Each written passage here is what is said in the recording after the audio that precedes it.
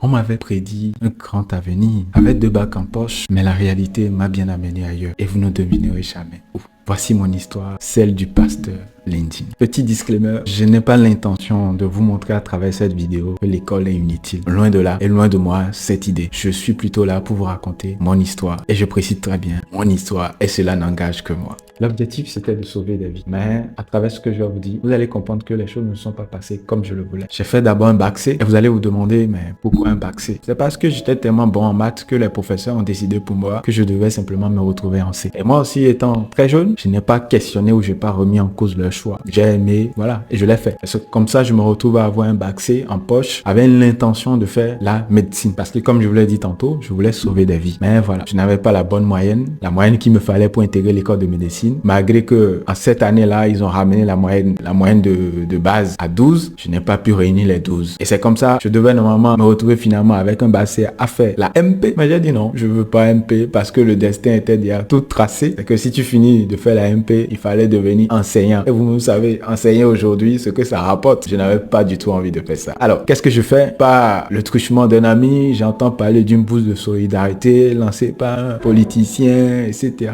Voilà, je postule. Au bout d'un certain temps, on m'informe que c'est bon, je suis sélectionné. Et c'est comme ça que je me retrouve comme un gao à Paris pour la première fois. Je me retrouve pour la première fois à Kpakpa, la ville industrielle, le cœur économique de Cotonou, à l'université des sciences et technologies du Bénin, USTB. Mon DUT. C'est là que je fais mon DUT. Les 2 premières années, c'était une très belle aventure. C'est normal. C'est ma première fois. J'avais mon bac, la belle vie d'étudiant. Vous-même vous connaissez. On s'amuse, on rigole, on passe de bons moments ensemble, on apprend de belles choses et tout. J'ai beaucoup aimé parce que j'aimais surtout la technologie. Donc, je me suis bien amusé. Mais à la fin des DUT, le rêve ne pouvait pas trop durer parce que j'avais toujours envie d'aller loin, de faire de belles choses. Et c'est comme ça que je me retrouve finalement parachuté d'une façon un peu bizarre à faire encore la médecine. Je me retrouve parachuté en médecine. Comment? Voilà. Quand je finis mon DUT, j'étais en train de préparer ma soutenance. J'ai fait mon stage dans une entreprise de la place qui s'appelle Euphorbia Group. Lors du stage, mes parents m'appellent et me disent voilà, on sent qu'il n'y aura pas d'avenir en télécommunication et tout. On n'est pas sûr de ce que tu fais. Donc, on va te faire une petite proposition. Comme tu avais toujours envie de faire la médecine, de sauver des vies et tout, on te propose d'aller à la faculté des sciences de la santé. Vous savez, c'est l'école phare, c'est l'école qui forme les meilleurs médecins au Bénin. Alors, le deal était simple. Je retourne prendre un bac D avec une bonne mention et puis l'État me classe à titre boursier à la FSS et puis je fais mon aventure. Je fais l'école de médecine. Mais je vous assure, tout ne s'est pas passé comme je le voulais. Alors, qu'est-ce qui s'est passé concrètement en fait? Je retourne sur les bancs, cette fois-ci à la recherche du bac D, tout en sachant que j'ai déjà fait 2 ou 3 années de vie estudiantine. Vous imaginez un peu tout le changement que j'ai dû opérer à mon niveau, au niveau mental, physique et tout, pour pouvoir encore reporter la tenue kaki. Vous imaginez? Donc, j'ai dû faire ça et à la fin, j'ai souffert, j'ai découvert de nouveaux amis, j'ai vécu des choses encore très belles. Vous savez, sur les bancs, on vit toujours de très belles aventures. Mais à la fin, heureusement par la grâce de Dieu, j'ai eu ce que je voulais. J'ai eu le bac D avec une très bonne mention. Heureusement aussi, on m'a classé à la FSS et j'ai commencé l'école de la santé. Enfin, si vous voulez, j'ai commencé les sciences de la santé avec pour objectif, au bout de 7 ans, de devenir médecin généraliste. Je vous assure, c'était mon plus beau rêve qui se réalisait. Sincèrement, mon plus beau rêve qui se réalisait. Me voir porter la tenue blanche, surtout que en première année, on ne fait pas des stages pratiques, mais on va plutôt au laboratoire, puisque la première année est en tronc commun. Donc, j'avais ma blouse blanche, j'avais mes outils de travail et tout. J'étais vraiment très content. C'était une très belle vie. J'aimais beaucoup. Il y avait des matières qui m'ont beaucoup marqué, chimie organique, avec le professeur Teda Mifagla, voilà, qui est aujourd'hui député, je crois. Voilà. Donc, c'était un très beau moment pour moi. Je l'ai vécu et j'étais vraiment très content et tout. J'ai découvert de très belles personnes. Mais voilà, première année déjà, à partir de la deuxième partie de l'année, les choses ont commencé déjà à partir en couille. Alors, je vous explique. Quand j'ai accepté le deal avec mes parents, il y avait une autre partie du deal que je vous ai pas raconté. C'était qu'ils allaient me soutenir. Mais comme vous savez, dans le système béninois aujourd'hui, l'argent de la bourse, on ne nous remet pas ça la première année. C'est 1 an plus tard que vous recevez votre argent. Mais avant les 1 an là, il faut bien que l'homme vive. Donc, comptez sur le soutien des parents. Et ça, c'était compliqué. Parce que au bout des 6 premiers mois après, je n'avais plus de soutien et ça commençait déjà à partir en vrille. Et ça s'est fait ressentir dans les résultats. Dès la première année, année, j'ai pas pu réunir les moyens qu'il fallait. J'ai dû, voilà, été en rattrapage. Et même en rattrapage encore, on m'a racheté. Voilà. Et c'est comme ça que je me retrouve finalement en deuxième année. À partir de la deuxième année, il y a un mal-être qui a commencé à s'installer. Je me sentais plus très bien à ma place. Et puis, pour ne pas arranger la situation, le manque de soutien a commencé à se faire vraiment ressenti. À titre d'exemple, je devais marcher, par exemple, de Akpakpa, là où j'étais, pour venir au cours. Au moins 6 à 7 kilomètres, par exemple. C'est pas évident. Chaque jour, aller-retour. Surtout les soirs, je rentrais à la maison vers 0h, par exemple. J'ai été même agressé 2 fois déjà sur le chemin du retour. Bon, pour les Béninois qui sont en train de me suivre, Gary était devenu mon quotidien.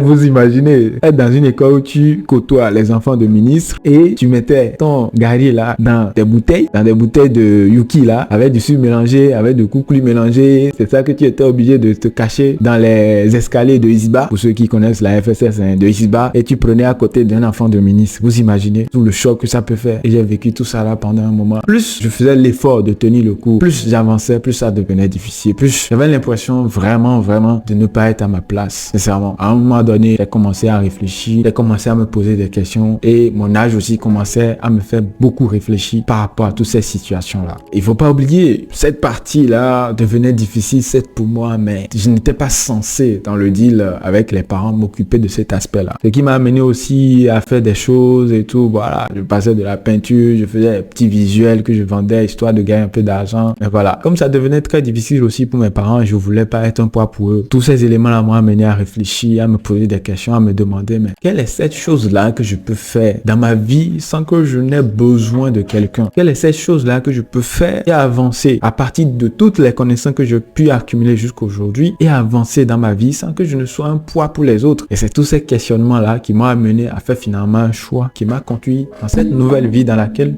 je suis, dans laquelle je peux dire que je me plais bien. En 2020, officiellement, plus exactement en juillet 2020, j'annonce la nouvelle à mes parents. Je ne veux plus continuer la médecine. Je vous assure, ce jour-là, mon père n'a pas pu fermer l'œil. C'était vraiment triste. Il a eu même la fièvre, selon les dits de ma mère. Mais voilà, ma décision était prise. Cette fois-ci, j'ai décidé de prendre ma vie à main et de faire vraiment quelque chose qui avait du sens pour moi. Et c'est comme ça, je me lance dans l'un des métiers les plus en vogue aujourd'hui, en 2020, bien évidemment, le community management. Pourquoi j'ai fait ce choix? C'est déjà parce que j'aime communiquer, j'aime aller vers les gens, mais aussi parce que parmi tous les métiers du web qui étaient en vogue en ce moment-là, c'était le métier qui était à la croisée des chemins et qui allait me permettre à moi de m'exprimer. Je suis quelqu'un qui aime toucher à tout, qui aime organiser, qui aime créer, rêver, voilà, réfléchir et tout. C'est comme ça que je finis par porter mon choix sur le community management. Et sur le chemin, j'ai rencontré de très belles personnes qui m'ont tendu la main puisque je me suis formé un peu en autodidacte. Google Atelier Numérique, par exemple, j'ai reçu mon certificat là-bas. Il y a une formation de HP également qu'ils offrent en ligne et tout que j'ai suivi. Des formations sur Udemy, des formations, voilà, sur plein de plateformes, etc. Et des formations aussi en présentiel. J'en ai suivi pour pouvoir me constituer une base de données, pour pouvoir apprendre, pour pouvoir acquérir les compétences qui vont m'aider à devenir celui que je suis aujourd'hui. Et sur ce chemin-là, comme je l'ai dit tantôt, j'ai rencontré de très belles personnes. J'aimerais pas faire des jaloux, donc je vais pas citer des noms ici. Peut-être que ces personnes-là, s'ils découvrent cette vidéo, voilà, ils se reconnaîtront, je les salue au passage. Sur ce chemin-là, j'ai fini par atteindre, je vais dire, un niveau acceptable, hein, un niveau qui me permet quand même aujourd'hui de vivre de ce que je fais. Mais je suis sûr que ce n'est pas toute la vérité. Ceux qui me suivent vont se dire certainement que à quel moment l'affaire de LinkedIn est venue dans l'histoire? Eh bien, LinkedIn est venu à un moment qui est quand même assez récent. C'est en 2021. Toujours pour des questions de questionnement, de positionnement et de réflexion. J'ai fini par porter mon choix sur LinkedIn parce que déjà, les gens n'aiment pas LinkedIn. Beaucoup de personnes dans notre environnement ici, ouest africain, n'aiment pas LinkedIn. Que ça soit les professionnels du domaine de la communication digitale ou même les utilisateurs, ils ont leur avis tranché sur la plateforme. Et moi, j'ai décidé d'aller à contre-courant et donc d'aller explorer sur cette plateforme-là. Deuxième raison, parce que